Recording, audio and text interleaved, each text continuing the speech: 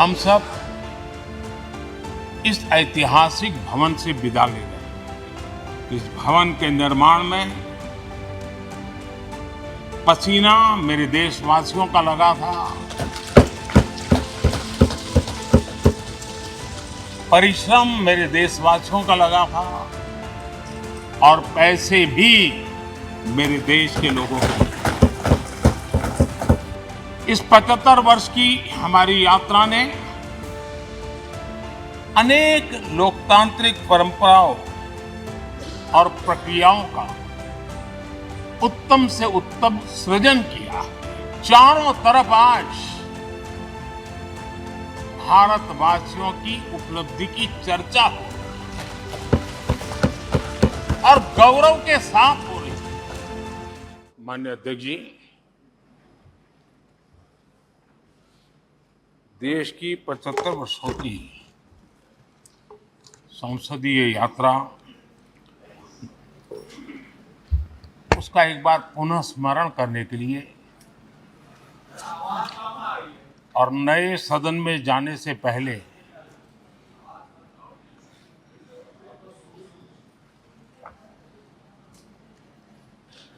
उन प्रेरक पलों को, इतिहास की महत्वपूर्ण घड़ी को स्मरण करते हुए आगे बढ़ने का ये अवसर है। हम सब इस ऐतिहासिक भवन से विदा ले रहे हैं। आजादी के पहले ये सदन इंपीरियल लेजिस्लेटिव काउंसिल का स्थान हुआ करता था। आजादी के बाद ये संसद भवन के रूप में उसको पहचान मिली। ये सही है, इस इमारत के निर्माण करने का निर्णय विदेशी शासकों का था, लेकिन ये बात हम न कभी भूल सकते हैं और हम गर्व से कह सकते हैं कि इस भवन के निर्माण में पसीना मेरे देशवासियों का लगा था, परिश्रम मेरे देशवासियों का लगा था और पैसे भी मेरे देश के लोगों के।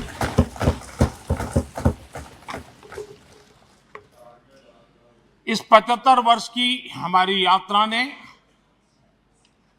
अनेक लोकतांत्रिक परंपराओं और प्रक्रियाओं का उत्तम से उत्तम सृजन किया है और इस सदन में रहे हुए सबने उसमें सक्रियता से योगदान भी दिया है और साक्षी भाव से उसको देखा भी।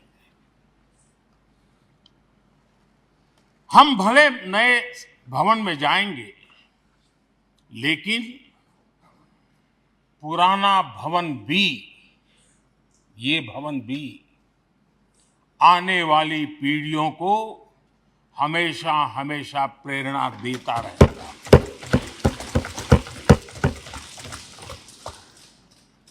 ये भारत के लोकतंत्र की स्वर्णिम यात्रा का एक महत्वपूर्ण अध्याय,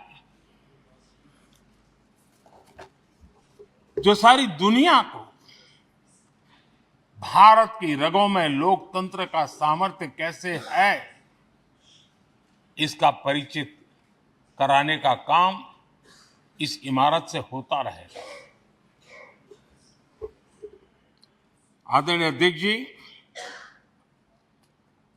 अमृतकाल की प्रथम प्रभा का प्रकाश राष्ट्र में एक नया विश्वास, नया आत्मविश्वास, नया उमंग, नए सपने, नए संकल्प और राष्ट्र का नया सामर्थ्य उसे भर रहा है। चारों तरफ आज भारतवासियों की उपलब्धि की चर्चा हो रही है और गौरव के साथ हो रही है। ये हमारे 75 साल के संसदीय इतिहास का एक सामूहिक प्रयास का परिणाम है, जिसके कारण विश्व में आज वो गूंज सुनाई दे रही है। आदरणीय अध्यक्ष जी, चंद्रयान-3 की सफलता न सिर्फ पूरा भारत, पूरा देश अभिभूत है और इसमें भारत के सामर्थ्य का एक नया रूप जो आधुनिकता से जुड़ा है, जो विज्ञान से जुड़ा है, जो टेक्नोलॉजी से जुड़ा है, जो हमारे वैज्ञानिकों के सामर्थ्य से जुड़ा है, जो 140 करोड़ देशवासियों के संकल्प की शक्ति से जुड़ा हुआ है, वो देश और दुनिया पर एक नया प्रभाव पैदा करने वाला है। ये सदन और इस सदन के माध्यम से मैं फिर एक बार देश के वैज्ञानिकों और उनके साथियों को कोटि कोटि बधाइयां देता हूं, उनका अभिनंदन करता हूं।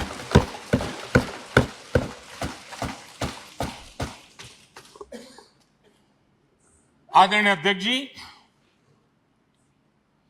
ये सदन ने भूतकाल में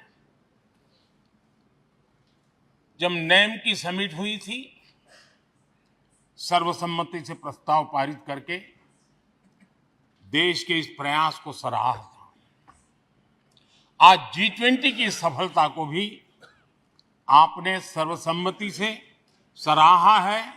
मैं मानता हूं देशवासियों का आपने गौरव बढ़ाया है, मैं आपका आभार व्यक्त करता हूं। G20 की सफलता 140 करोड़ देशवासियों की है। ये भारत की सफलता है, किसी व्यक्ति की सफलता नहीं है, किसी दल की सफलता नहीं है। भारत के फेडरल स्ट्रक्चर ने, भारत की विविधता ने 60 स्थानों पर 200 से अधिक समिट और उसकी मेजबानी हिंदुस्तान के अलग अलग रंग रूप में देश की अलग अलग सरकारों ने बड़े आन बान शान से की और ये प्रभाव पूरे विश्व भर के मन पर पड़ा हुआ है। ये हम सबके सेलिब्रेट करने वाला विषय है, देश के गौरव गान को बढ़ाने वाला है।